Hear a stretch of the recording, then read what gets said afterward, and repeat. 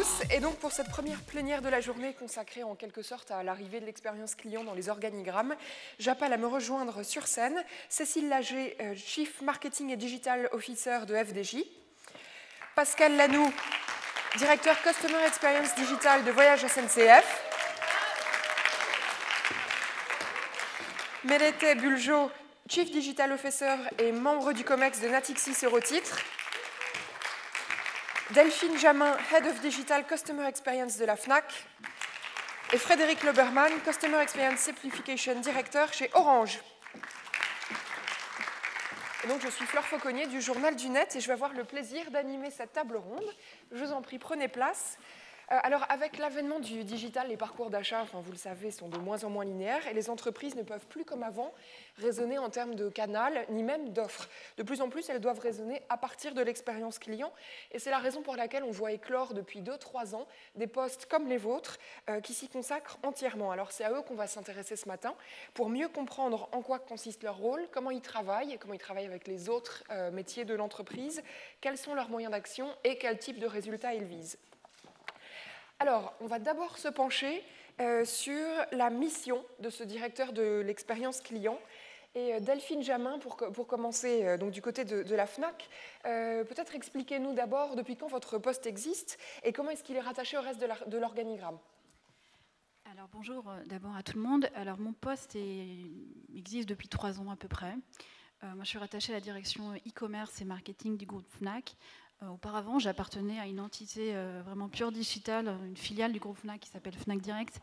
Et depuis 2 ans et demi à peu près, cette entité-là a été fusionnée avec le groupe FNAC. Donc on a rejoint l'ensemble du groupe, tout ça pour soutenir la stratégie omnicanal du groupe FNAC. Voilà.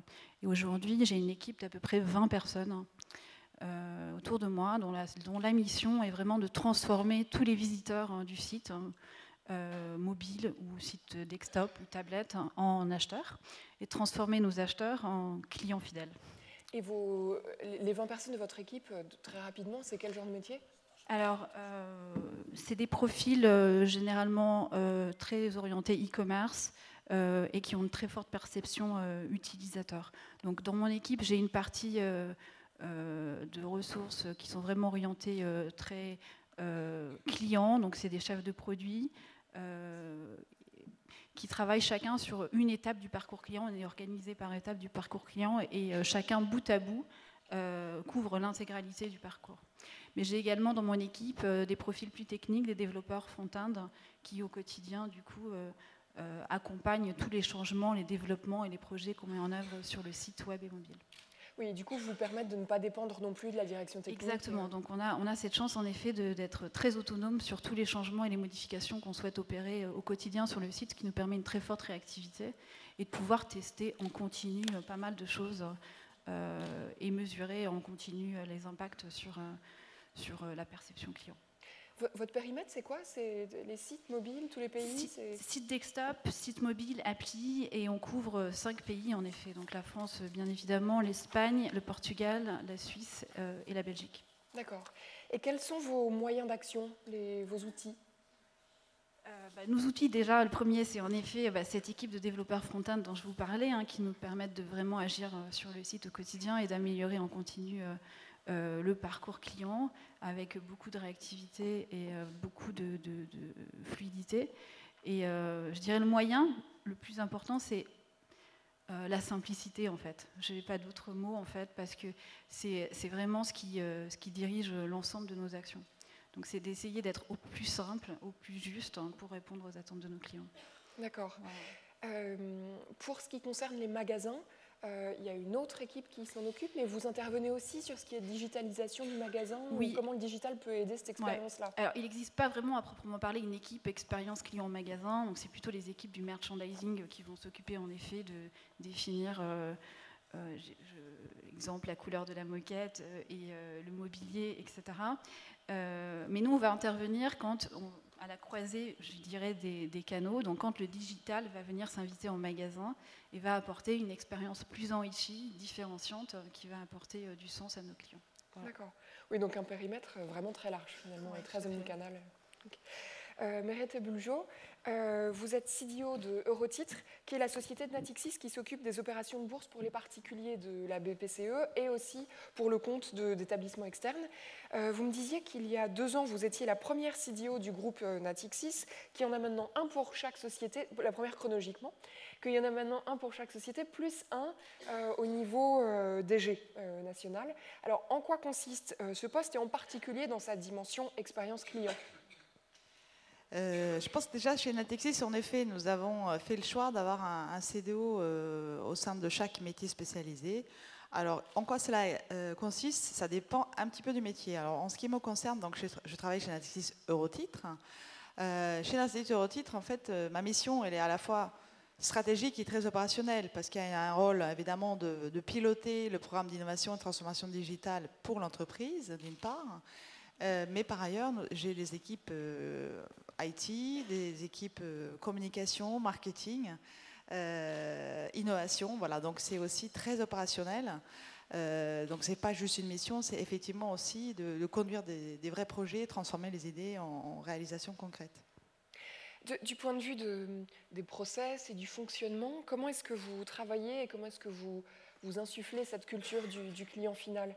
D'autant que vous n'êtes pas en direct avec les clients finaux.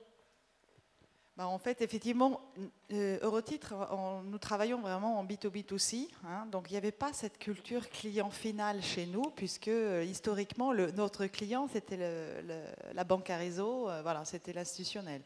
Donc, dans le cadre de la démarche de la transformation digitale, il y avait cette dimension culturelle qui était très, très importante à pousser. D'une part, bien évidemment, pour pousser le mode agile et le mode de fonctionnement un petit peu à la start-up. Ça, c'était un élément pour être plus agile, plus rapide dans nos réalisations. Mais d'autre part, d'avoir vraiment à partager cette notion du client, ce qui était pour nous relativement du client final, hein, celui qui est vraiment utilisateur de nos sites web que nous développons en marqué blanche pour nos banques à réseau. Donc, alors, comment on s'y est pris par plusieurs étapes. Hein. Donc, nous avons démarré déjà par faire assez classiquement du sondage en ligne à travers notre site, etc. Voilà. Et puis, petit à petit, nous avons développé tout ça pour, cette année, mettre en place des ateliers empathie client. Et là, je pense que voilà, quand on veut mettre en œuvre une démarche d'expérience client, l'expérience client, en fait, il faut la vivre. Mais il faut vraiment la vivre. Vraiment, le client était une personne. C'est un peu comme le bébé de Dolto. Hein. C'est une personne, donc il faut la rencontrer, il faut l'écouter et il faut le faire rencontrer nos équipes, même enfin les techniciens par exemple. Nous organisons des ateliers empathie client en présence de nos équipes informatiques. C'est vrai qu'il n'y a rien de mieux pour vraiment comprendre ce que c'est l'expérience client quand ils s'expriment très directement sur leurs usages, etc. Donc c'est vraiment très très utile pour nous. Donc ça, c'est vraiment parti de quelque chose, une première prise de conscience où aujourd'hui nous favorisons les vraies rencontres avec le client. Je souhaite parce qu'empathie client, on a l'impression qu'il souffre un peu. Les clients, mais on est tous clients hein, de services divers. Vous êtes tous clients de banque. Oui, ben en tant que client de banque ou client de services digitaux ou autres, on souffre tous un petit peu. Hein. On est là, bien nous, les professionnels, pour enlever ces points de douleur. Et l'empathie, c'est vraiment au-delà, on dépasse la partie satisfaction, parce qu'on était finalement très orienté, satisfaction client, enquête de satisfaction, etc. L'empathie, c'est vraiment comprendre et vraiment se mettre à la place du client. C'est ça l'empathie. Très bien. Alors, Pascal Lanoux, chez Voyage SNCF, pour votre part, vous avez d'abord prouvé sur le mobile que l'approche client donnait de très bons résultats, puis on vous a proposé d'appliquer cette méthode à tout le reste, c'est ça? Oui, exactement. En fait, le poste, le service a été créé suite à un retour d'expérience réalisé sur la base du succès de l'application mobile. Et parmi les leviers, les facteurs clés de succès identifiés, on a clairement compris que c'était une approche et une méthode aussi axée expérience client qui était à l'origine de ces superbes performances à l'époque. Alors du coup, c'est une équipe de combien de personnes? Vous êtes rattaché à qui? Aujourd'hui, alors, je suis au sein d'une direction produit. La direction produit chez Voyage SNCF, c'est là que sont conçus toutes les sites et les applications mobiles de Voyage SNCF, où on va retrouver des feature teams qui, comme chez Fnac, j'imagine, travaillent sur chaque étape du parcours client. Au sein de ces feature teams, on va retrouver des membres de mes équipes, des ergonomes, des UI. Dans mes équipes, je vais avoir aussi des chefs de programme expérience client qui travaillent sur des programmes transverses tels que ce qu'on appelle chez nous le continuum, c'est comment transformer les différentes étapes d'un parcours client en une seule séquence.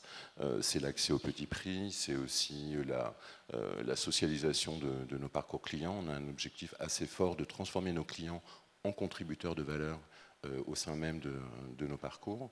On va retrouver aussi au sein de mes équipes un pôle optimisation qui travaille sur le suivi et l'optimisation de la conversion, notamment avec des outils d'A/B testing, avec des outils de UX Analytics aussi. On va retrouver un pôle recettes, ce qui est assez intéressant d'ailleurs avec les pilotes de test qui recettent nos différentes interfaces, c'est qu'on a complètement transformé leur métier.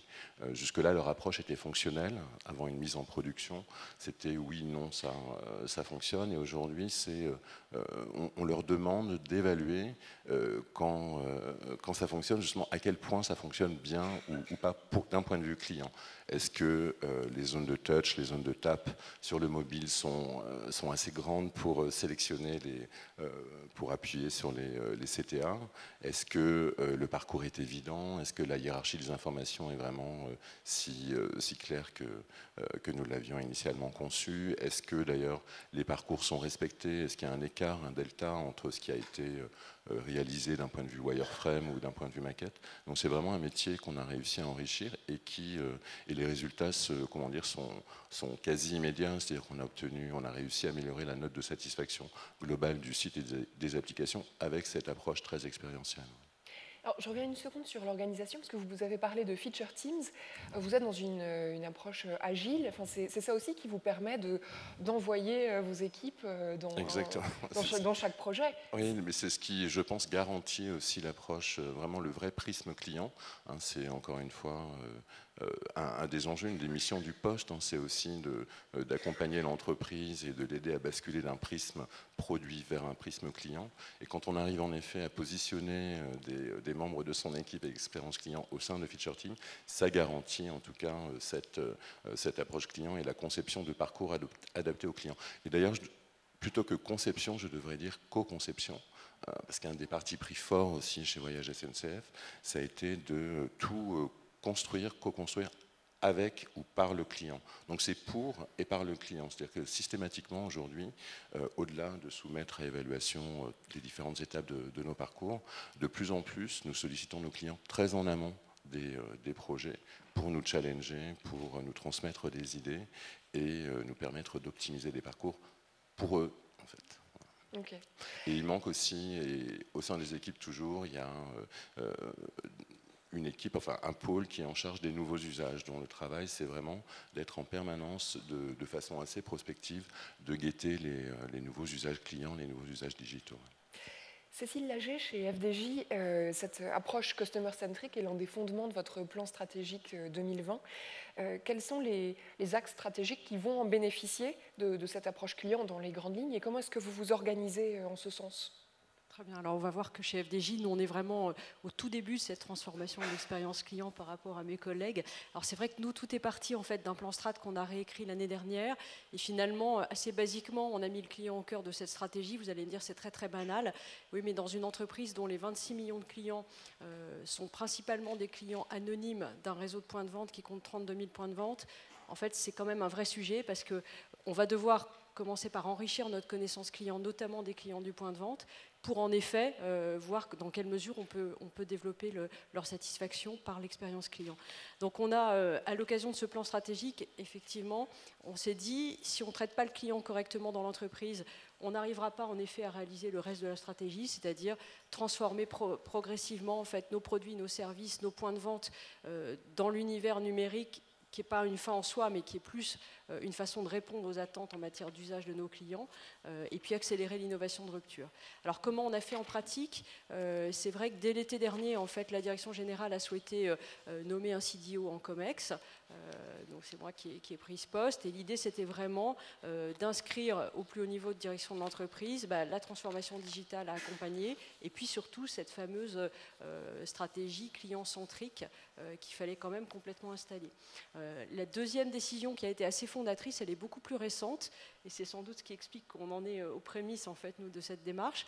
On a vraiment fait le constat qu'à un moment donné, mettre le client au cœur de nos stratégies, ça voulait dire rapprocher des équipes qui aujourd'hui travaillaient côte à côte, qui étaient le marketing produit d'un côté, et puis la direction digitale et client de l'autre. Donc ça aussi, c'est sans doute assez banal pour vous tous.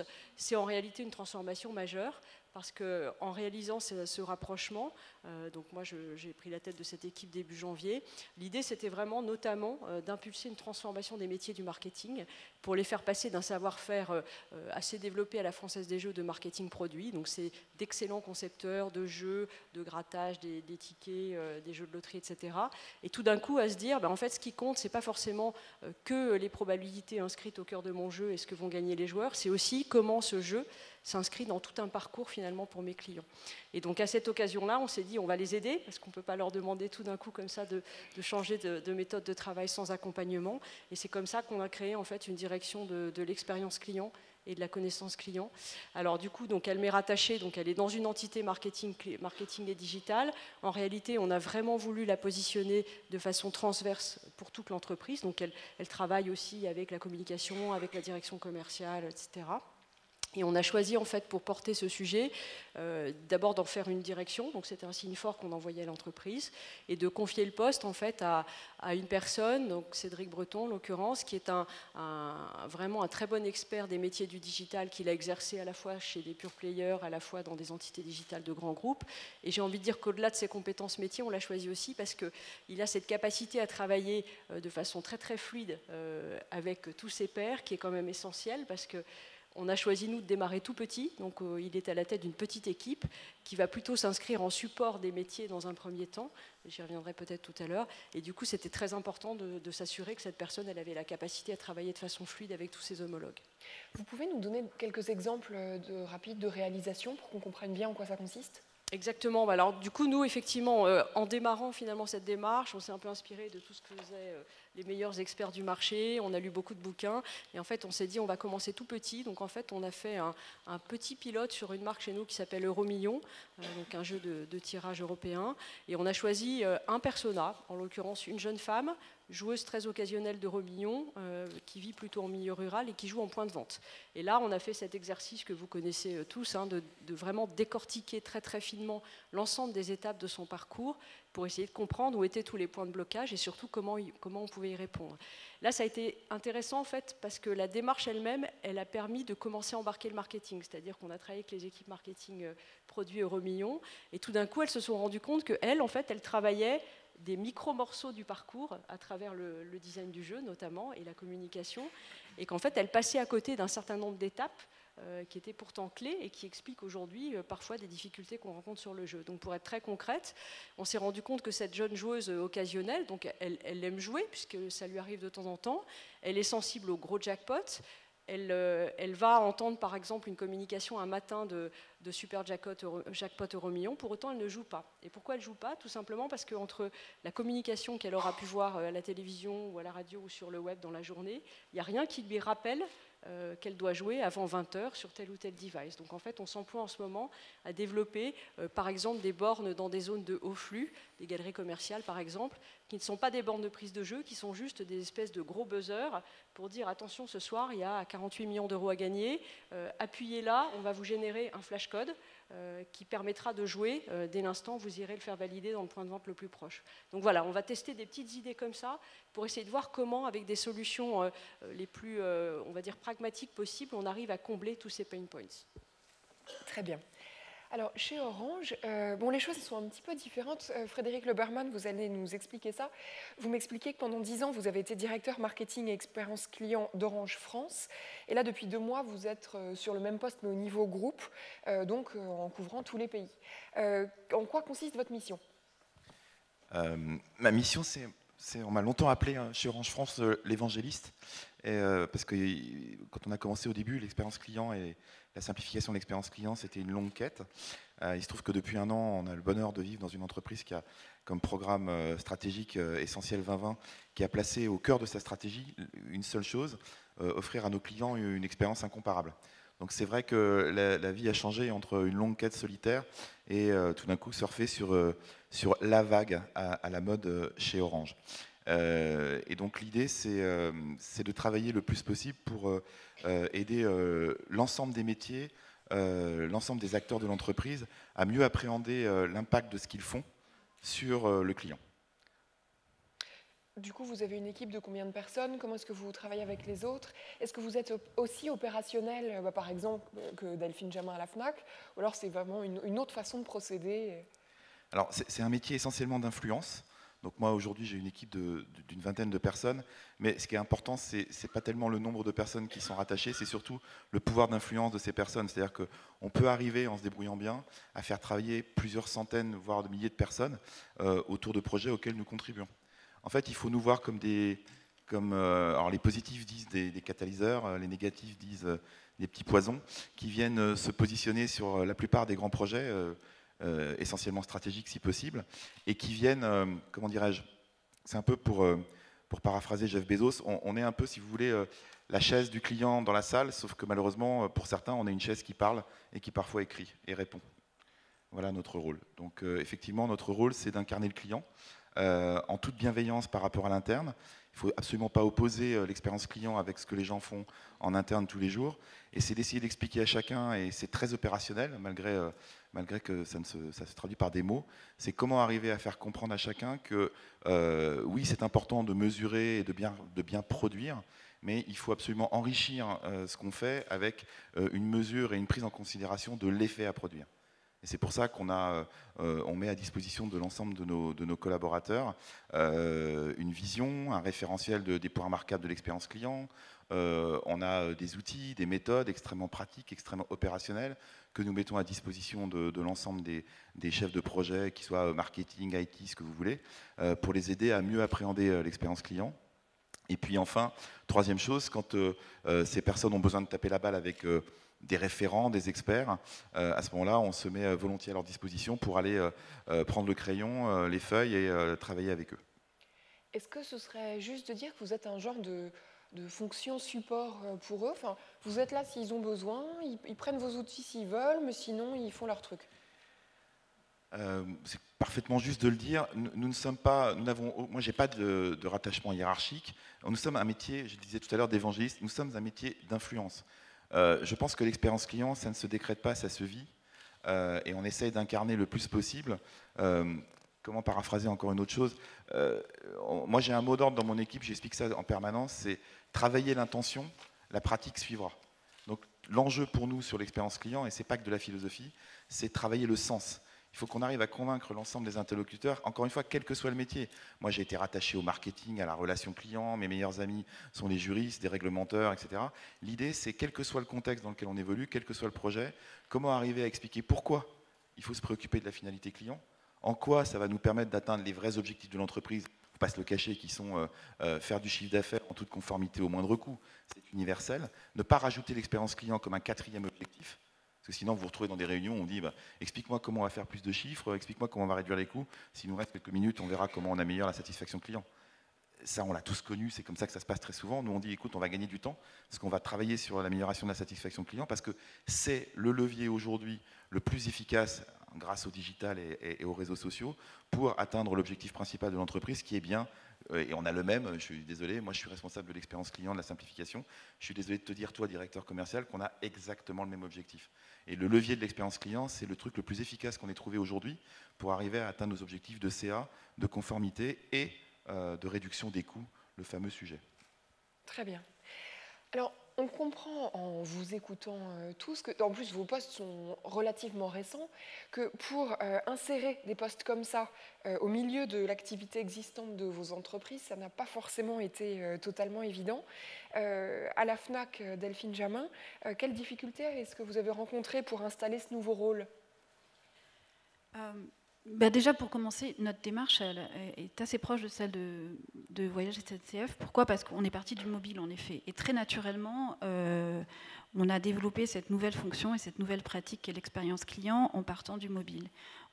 Notre objectif, c'était de refondre l'application en essayant justement de la reconcevoir. À l'époque, on parlait d'usage client, donc essayer de la repenser par rapport aux usages clients, parce qu'auparavant, elle a été un peu conçue par la technique. En fait, le prisme était vraiment très technologique et pas du tout pensé pour le client. Du coup, on a commencé par ça.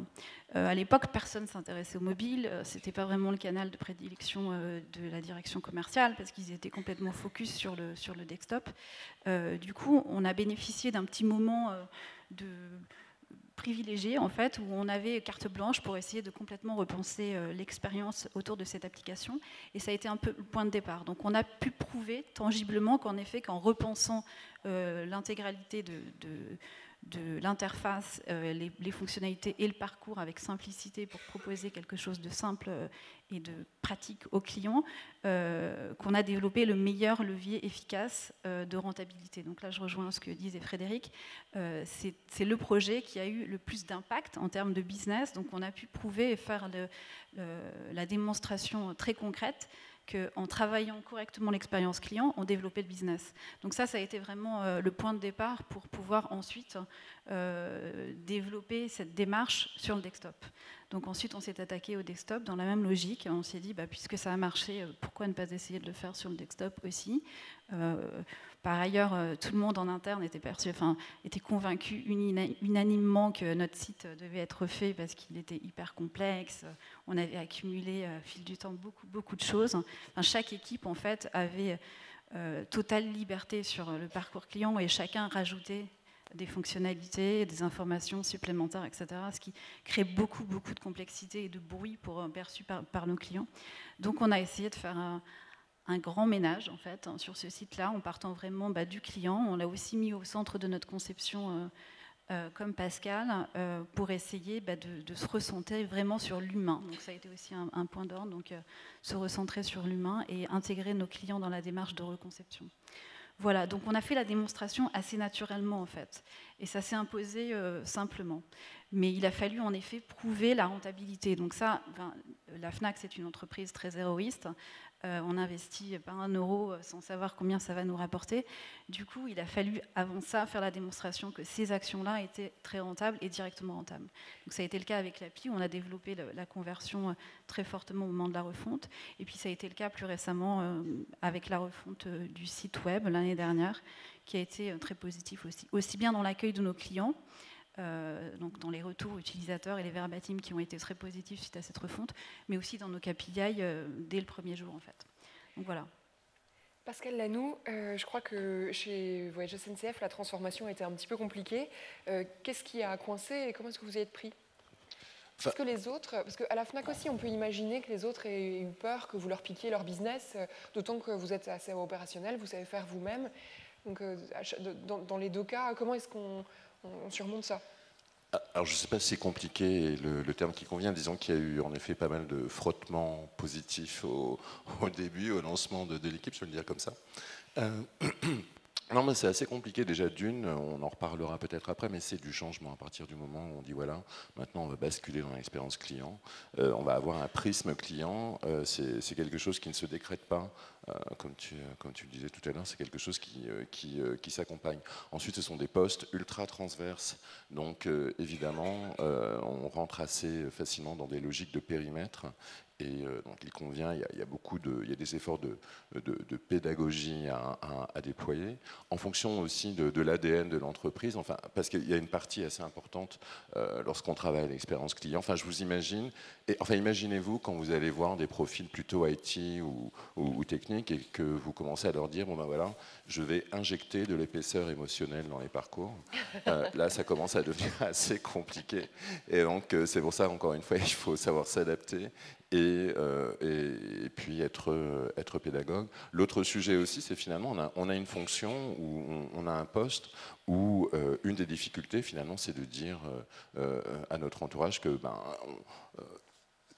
on ne sait pas forcément, enfin c'est vraiment un métier qui ne doit pas s'appuyer sur des convictions, mais plutôt sur le fait d'accepter, d'une part, qu'on puisse se tromper, et qu'au final, c'est le client qui aura le dernier mot, et c'est lui qui va nous permettre, en tout cas, de valider certaines intentions, certaines hypothèses. Donc, c'est apprendre aux gens à avoir une approche moins basée sur des convictions, ce prisme client, faire comprendre, encore une fois, qu'on n'est plus dans des logiques de périmètre, mais plutôt de... J'ai vraiment apprécié hier matin, lors de la keynote, les notions d'intelligence collective, les notions aussi de catalyse. On est vraiment là, en tout cas, pour, encore une fois, accompagner tout le monde.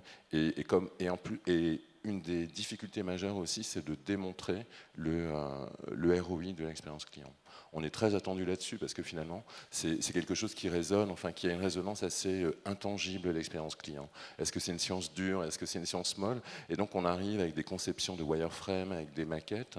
Et c'est pour ça qu'il faut assez rapidement, en tout cas, arriver avec des KPI, des notions de conversion, d'amélioration de la satisfaction et du NPS. Un des plus gros, enfin un des premiers chantiers qui nous a vraiment aidé, qui nous a permis d'avancer, ça a été la réalisation de la nouvelle homepage, en fait, qui vraiment conçue sur la base de retour client, de co-conception client. Là, avant même de la diffuser largement, on l'avait mise en test sur une infime partie de notre audience et on récupérait les feedbacks. D'ailleurs, les premiers feedbacks que les clients nous ont transmis consistaient à nous dire mais c'est génial, vous nous demandez notre avis, en fait. C'était vraiment pour eux une vraie surprise. Et assez rapidement, on est arrivé, on a fait la démonstration, la force de, vous voyez, ces parcours conçus pour et par le client, finalement, convertissent mieux, sont favorables, enfin permettent d'améliorer le business et la conversion. Donc c'est vraiment quelque chose de...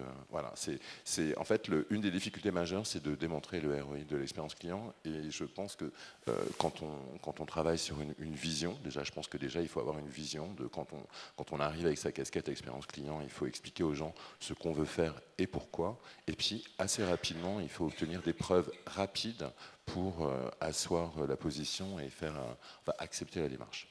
Cécile Laget, à la Française des Jeux, quelles difficultés est-ce que vous rencontrez ou avez rencontrées? Comment vous les surmontez? Quels bénéfices tout ça apporte à l'entreprise?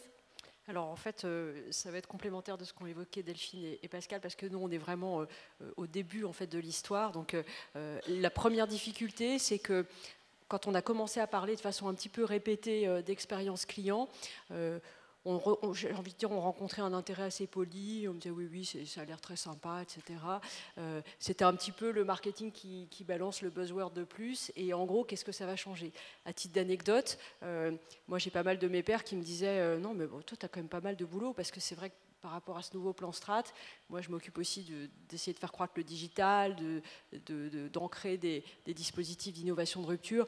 On me disait, tu sais, le client tu feras après, c'est pas très grave, quoi. Si ça avance moins vite, c'est pas très grave. Donc en fait, moi ma première difficulté, ça a été de leur montrer que oui, c'était décisif, et que ça permettait du coup, et là on a dû illustrer avec des sujets concrets, mais ça permettait vraiment de trouver des opportunités de croissance sur les marques. Et du coup, vous me demandiez un des bénéfices, je rebondis juste dessus. Depuis début janvier, en fait, j'ai demandé aux équipes marketing de réécrire leur stratégie, non plus je suis le patron de l'auto et voilà le produit l'auto que je vais faire, la pub l'auto et quelle aura la tête du bulletin. Je leur ai vraiment demandé de choisir des personas adaptés à la marque l'auto et de décliner quasiment une stratégie construite sur le parcours de chacun des personas pour l'auto.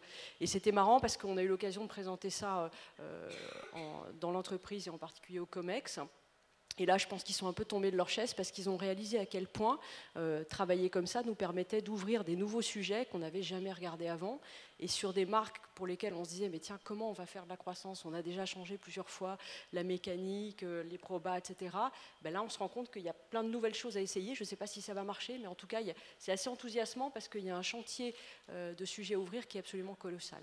Donc ça, c'était la première difficulté, c'était convaincre du bien fondé et que ce n'était pas juste du pipeau et de la théorie. Et la deuxième difficulté que j'aurais envie de mettre en avant, c'est que nous, on a fait le choix de démarrer avec une équipe en fait très peu nombreuse, en fait une personne au départ, puis deux, puis trois. Là aujourd'hui, on en a 5-6. Ça veut dire qu'en fait tous nos travaux reposaient sur la collaboration avec les équipes métiers. Et là, même chose, quand on est allé les voir, Bon, une fois qu'on les a convaincus, ça, on a quand même réussi à le faire. Ils nous disaient, oh là là, mais moi j'ai tellement de choses à faire, comment veux-tu que je m'occupe en plus de l'expérience client, ça va être compliqué. Donc ça, c'était le marketing, je ne vous parle pas de la DSI, parce que là, on me disait, oh là là, ma roadmap, je peux te faire un petit truc si tu veux dans 18 mois, mais évidemment, ce n'était pas ça le sujet, quoi. Donc ça, c'était les difficultés principales qu'on a rencontrées. Très bien.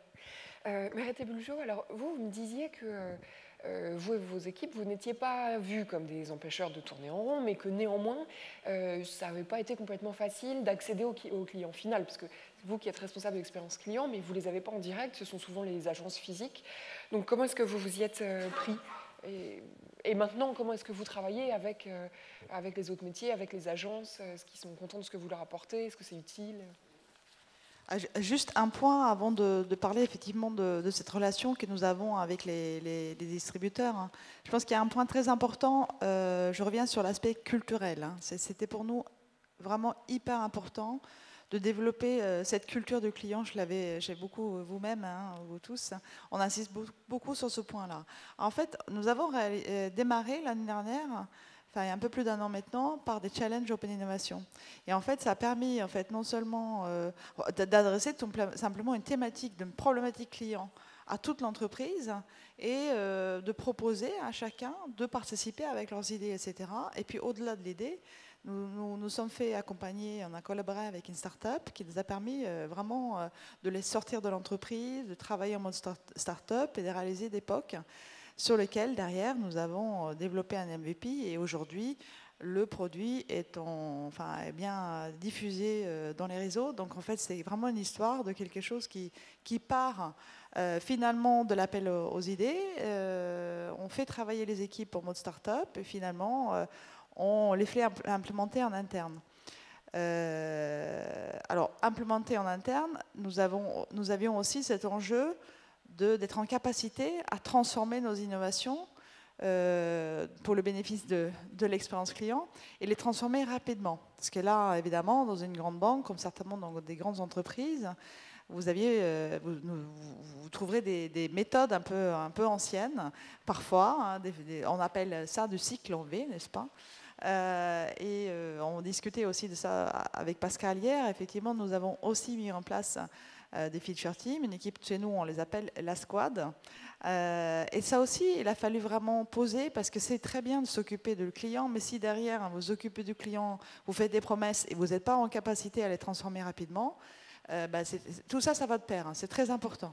C'est très important. C'est pas juste une couche de transformation d'une couche d'expérience client et derrière lequel, une fois que vous avez enchanté le client en l'intégrant, etc., si derrière vous n'êtes pas la capacité à transformer, c'est un petit peu complet. Donc c'est vraiment... Concrètement, ça prend quelle forme? Comment est-ce que vous êtes arrivé à porter ça jusqu'au client final?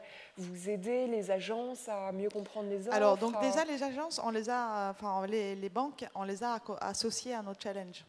D'accord? Donc, en fait, quand on a fait travailler nos équipes en mode challenge, on les a fait intervenir comme dans les ateliers Shaker, etc. Donc, ça, c'était un premier point.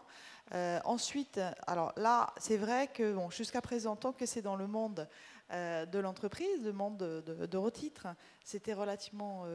c'est pas que c'est facile, mais ça demande du travail, mais on y arrive relativement bien à pousser cette culture client, à pousser cette culture de l'agile, des équipes squad, Scrum, etc.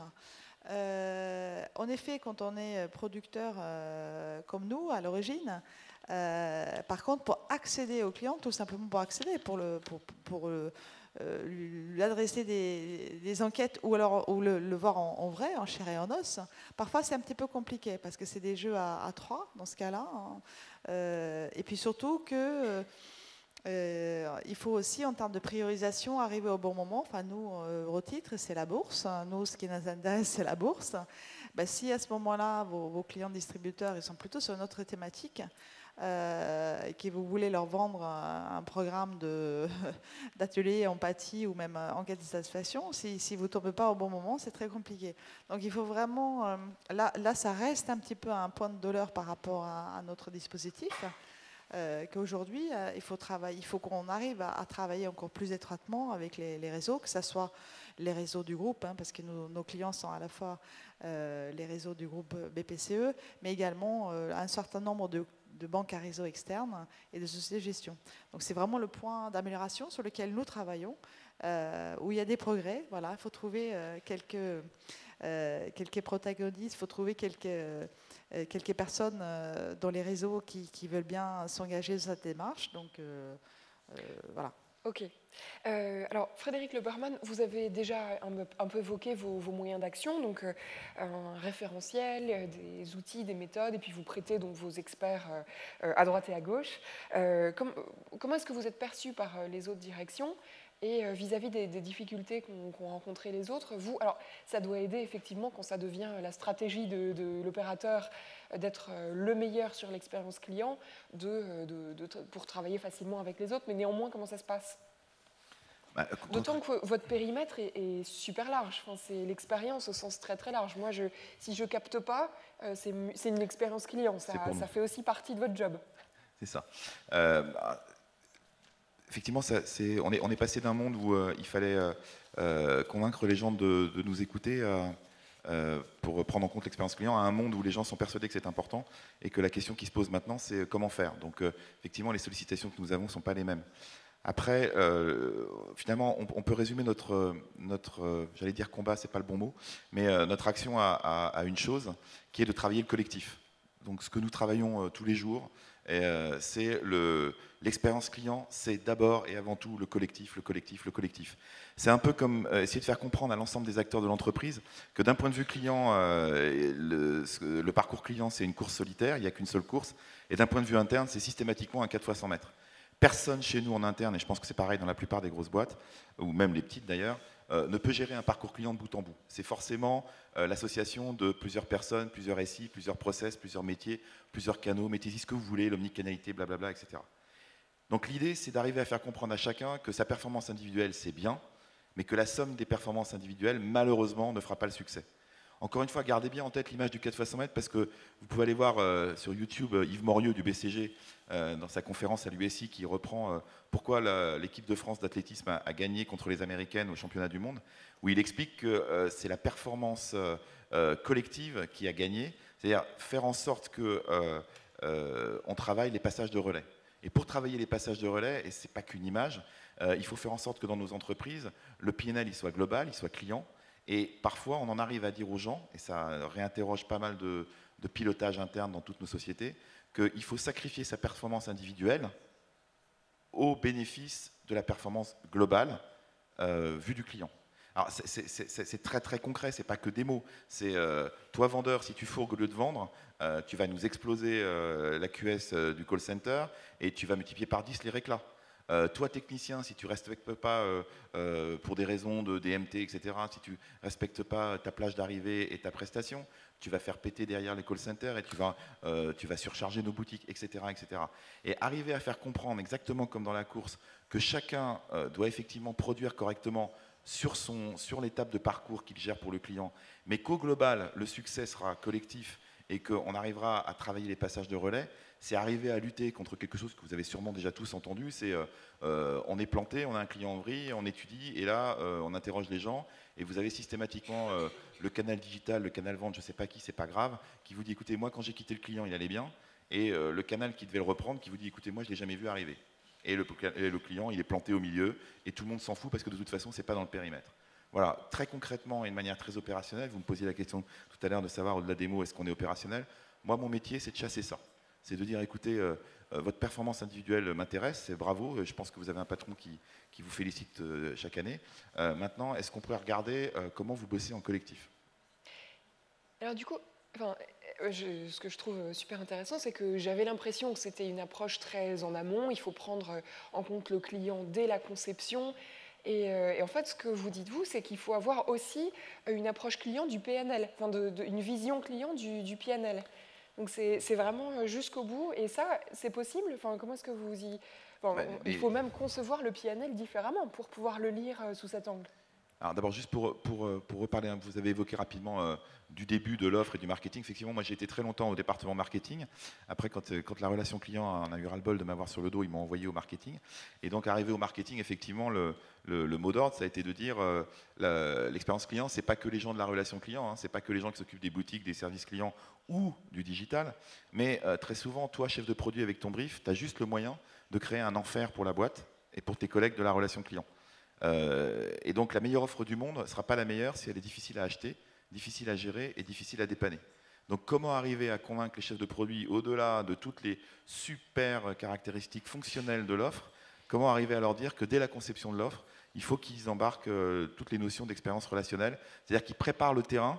Enfin, l'exemple le plus concret, hein, puisqu'on est dans un monde un peu digital aujourd'hui, nous on a travaillé, on a lancé tout un programme où on demande aux chefs de produit une question simple, on va être très pratique. On lui a dit, bah voilà, tu m'as fait un brief de 30 pages, super, il est bravo, c'est génial et tout, il y a des couleurs partout.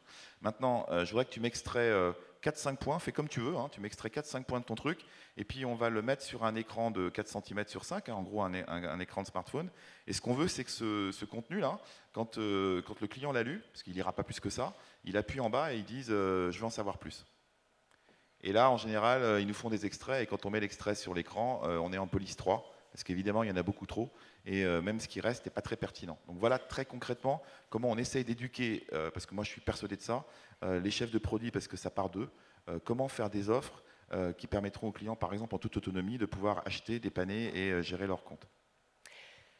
Très bien. Alors, bon, on voit que vos approches que vos missions sont similaires, que la finalité est similaire, même si effectivement les façons d'y arriver ne sont pas exactement les mêmes. Et j'aimerais bien savoir quels sont vos objectifs, les objectifs qu'on vous fixe, éventuellement des objectifs chiffrés, les KPI. Enfin, qu'est-ce qui vous guide, qu'est-ce qui vous montre que vous allez dans la bonne direction, qu'est-ce qui prouve que vous avez réussi.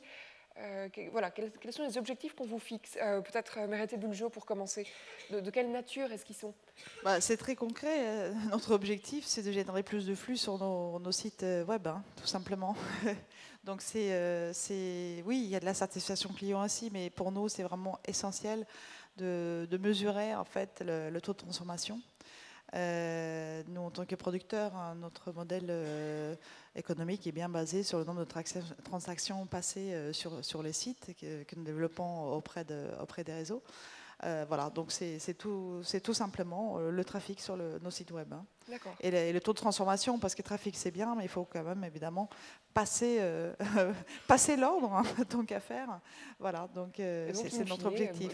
Donc par cela, évidemment, travailler sur les parcours clients pour les rendre le plus simples et fluides possible. Vous savez, en général, votre site internet, vous pouvez supprimer 80% de fonctionnalités. Notre défaut à tous, c'est d'avoir cumulé des fonctionnalités au fil de l'eau. Actuellement, nous avons aussi, on est dans un process de refonte de nos sites.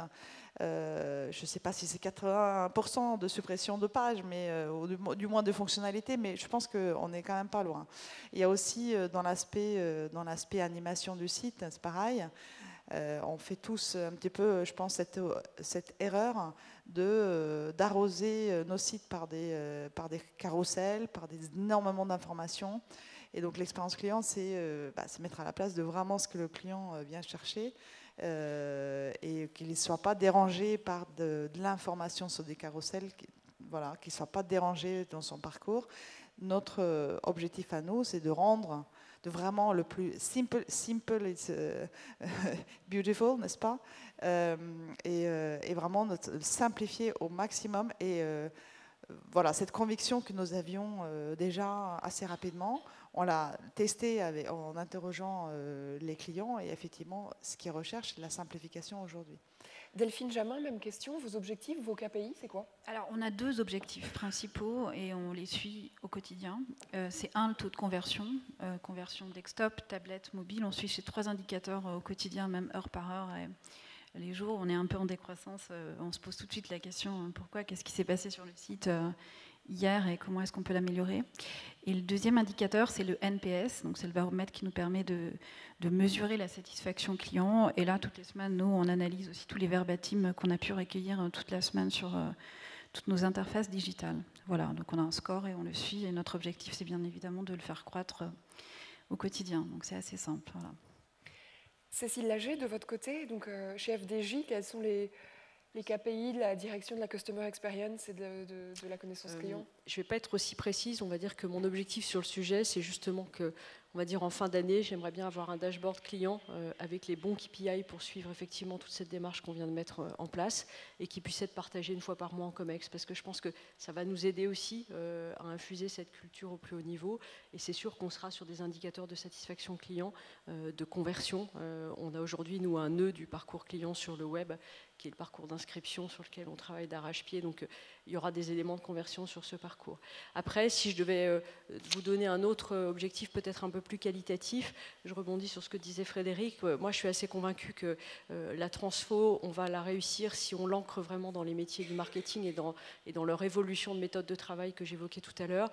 Donc c'est vrai que là, ils ont commencé à travailler des stratégies différentes avec cette approche client, mais on va dire avec un accompagnement sur la méthode. Moi, ce que j'aimerais, c'est que maintenant, ça, pour une partie de l'équipe, ce soit son métier à plein temps de réfléchir expérience client. Donc, on réfléchit à des adaptations de l'organisation pour essayer de dédier des personnes dont c'est l'obsession finalement toute la journée. Frédéric Leberman, chez Orange, à quelles conditions êtes-vous satisfait du travail accompli? Je partage absolument tout ce qui a été dit. On a effectivement, vous imaginez, toute une batterie d'indicateurs, de KPI, etc. Mon opinion, moi, je me concentre sur une chose, c'est de voir à quel point on aura réussi à développer la culture de la prévention plutôt que la culture du curatif.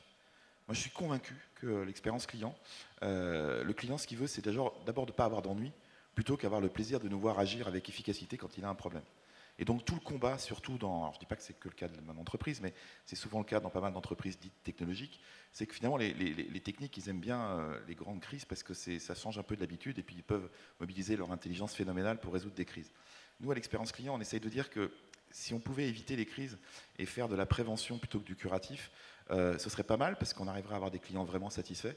Et puis en même temps, c'est pas mal parce qu'on arriverait à économiser pas mal de coûts de relations clients. Parce que en général, quand il y a le feu, on sait que on sait jamais combien de moyens on va y mettre et combien de carburant on va consommer pour arriver à l'éteindre.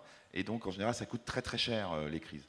Et donc toute l'idée, c'est d'aller mesurer très concrètement comment l'entreprise a pris le volet de la prévention plutôt que mettre ses forces sur le curatif. Et en manière très concrète, ça s'explique par exemple quand on fait des lancements d'offres, de voir après le jour du lancement, d'éviter les clashs, d'éviter les QS enfoncés parce que tout d'un coup on a 10 fois plus d'appels que prévu, d'éviter 15 jours après les mises en vente, les retours de clients en boutique avec les vendeurs qui font de l'autopruning, etc. Donc un indicateur très précis, quand on fait un lancement de projet, si on a bien pris en compte l'expérience client en amont dans le lancement de projet, on doit arriver, pour le bien et le pas bien, à avoir anticipé au maximum l'impact de ce qu'on a prévu sur l'expérience client. Même si ce n'est pas parfait, on le sait, un homme prévenu en vaut deux. Et dans ce cas-là, on arrive à prendre les moyens pour prévenir l'ensemble des frontliners, qu'ils soient digitaux ou boutiques, en leur disant voilà ce qui va se passer, on n'a pas pu faire tout ce qu'on voulait comme prévu, mais voilà exactement les moyens qu'on vous donne pour pouvoir gérer ce qui va se passer et faire en sorte que, avec tous nos systèmes d'observation dans le mois ou les 3 mois qui suivent un lancement, tout ce qui nous arrive ait été parfaitement anticipé. Très bien. On n'a plus énormément de temps, alors peut-être le mot de la fin pour vous, Pascal Lanoux. S'il y avait je sais pas, un message à passer aux entreprises devant vous qui se demandent quelle est la meilleure façon de prendre en compte l'expérience client, vous leur conseilleriez quoi? Je crois que tout a été un peu dit. Tu m'as volé quasiment mon mot de la fin à l'instant. Mais au-delà des KPI qu'on partage, en effet, que les équipes partagent avec tous les autres, enfin, on a les mêmes objectifs de vente de conversion, mais il y a aussi ce que je voulais dire quand même, ce que tu viens de dire sur le curatif, c'est hyper important et je rebondis sur la notion d'empathie tout à l'heure. Tu sais, quand tu disais empathie, mais ils ne vont pas bien, l'empathie, c'est pas aller voir quelqu'un, un patient à son chevet. Encore une fois, l'empathie, c'est justement de la prévention, c'est savoir accueillir quelqu'un, c'est le comprendre, anticiper ses besoins. Les moments de delight, en fait, d'émerveillement des clients, c'est justement quand on a anticipé leurs besoins, quand on a anticipé leurs inquiétudes. Donc c'est quelque chose qui est important et puis sinon d'une façon générale pour le mot de la fin, je pense qu'on l'entend là par rapport à tout ce qui vient d'être dit, c'est du change quand même encore aujourd'hui, l'expérience client. Donc le change, ça s'accompagne, ça s'anticipe, c'est quelque chose, pour embarquer les gens, il faut avoir une idée, une vision assez claire de ce qu'on veut faire et pourquoi. Et puis surtout, pour embarquer les gens, il faut co-construire. On l'a tous dit, en fait, encore une fois, c'est de l'intelligence collective. On ne peut pas arriver comme ça avec une casquette en disant je suis le seul dans cette entreprise à comprendre ce dont les clients ont besoin. L'idée, c'est plutôt de driver tout le monde, enfin d'accompagner tout le monde et de faire en sorte qu'eux aussi expriment ce qu'ils ont en tête et ce dont les clients ont besoin, parce que tout le monde a des bouts de solutions. Et j'adore l'image du relais, du 4x100. L'idée, c'est plutôt ça, en fait. C'est de permettre de fluidifier les échanges et de rassembler tout le monde autour de cette thématique de l'expérience client. Et puis il y a peut-être un objectif ultime qui c'est peut-être que notre fonction, c'est de faire en sorte qu'un jour on soit complètement inutile, parce que comme les justement, oui, non mais exactement. En fait, c'est à un moment donné, j'avais la même image avec le mobile à l'époque. C'est il faut imaginer un morceau de sucre qu'on trempe dans l'eau chaude. Je veux dire, on ne voit plus le morceau de sucre, mais par contre l'eau est sucrée. Et donc je pense que notre mission, c'est de diffuser ça en fait au sein de l'entreprise, c'est cette sensibilité client.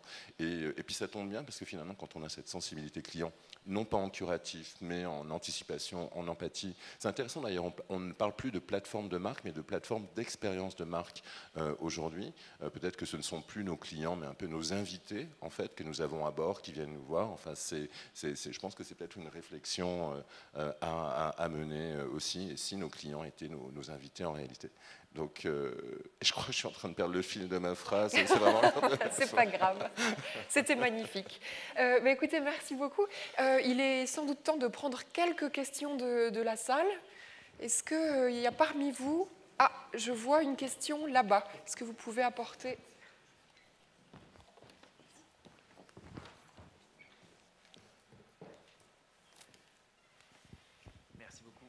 Bonjour à toutes et à tous.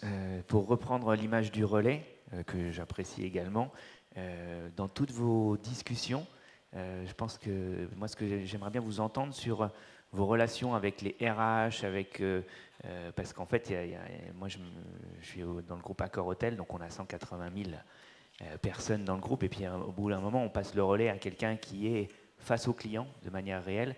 Vous avez tous des réseaux assez importants, donc ça m'intéresse de savoir comment est-ce que vous gérez en termes d'interaction avec les RH, et puis quels sont les éléments que vous auriez pu mettre en place. Voilà. Qui veut répondre à cette question? Cécile?